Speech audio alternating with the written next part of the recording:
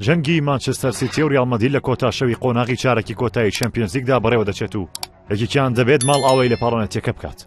چوارشەممە لە کاتژمێر 10 شەودا یانەی مانچستەر سیتی ئینگلیزی لە یاریگای خۆیدا میوانداری یانەی ریال مەدرید ئیسپانی دەکات بە بەهێزترین یاری قۆناغی چارەکی کۆتایی لە کاتێکدا لە یاری چووندا یەکسان بوون و براوەی ئەم یاریەش ناسنامەی یانەی سەرکەوتن دیاری دەکات.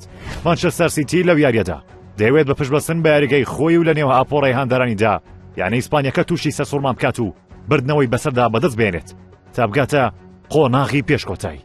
هاوشێوەی وەرزی ڕابردوو کە لە یاریگای خۆیدا توانی 4 گۆڵی لێ تۆمار بکات لە بەرامبەردا یانەی ئیسپانیەکە کە ریال مەدریددا بەهۆی ئەوەی لە یاریگای خۆیدا نەیتوانی بوو بردنەوە بەدەست بێنێت لەم یاریەدا ئەرکی قورسە چونکە بردنەوە لە مانچستەر سیتی لە یاریگای ئیتیحاددا زەحمەتە و باسانی بەدەست نایێت.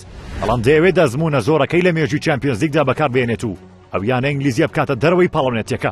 مانسیتی و ریال مەدرید لە دووی وەرزی ڕابردووی چەمپیۆنز لیگدا ڕوبەڕووی یەک بوونەتەوە و 4 یاریان ئەنجام داوە. یانە ئینگلیزیەکە لە 2 یاریدا براوە بووە و 10 گۆڵی تۆمار کردووە بەرامبەر بردنەوەیەک و 7 گۆڵی یانەی شاهانە لە یەک یاریشدا یەکسان بوون. لە یاریەکی تریشدا یانەی ئارسیناڵ ئینگلیزی لە یاریگەی ئالێنز ئارینای تایبەت بە یانەی بایر میونخ ڕوبەڕووی یانەی ئەڵمانیەکە دەبێتەوە.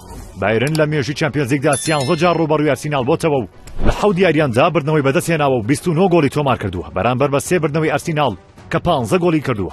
لە 3 یاریشدا یەکسان بوون.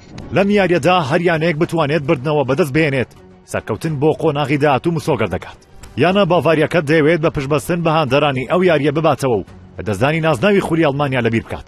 ئارسناڵیش ناوێت لە ئێستاوە مەڵ ئاوای بکات بەڵکو ئامانجی ئەوەیە لەسەر ئەنجامە باشەکانی ئەم وەرزەی بەردەوام بێت و تا دوایین قۆناغەکانی کێبڕکێی نازناوەکان بکات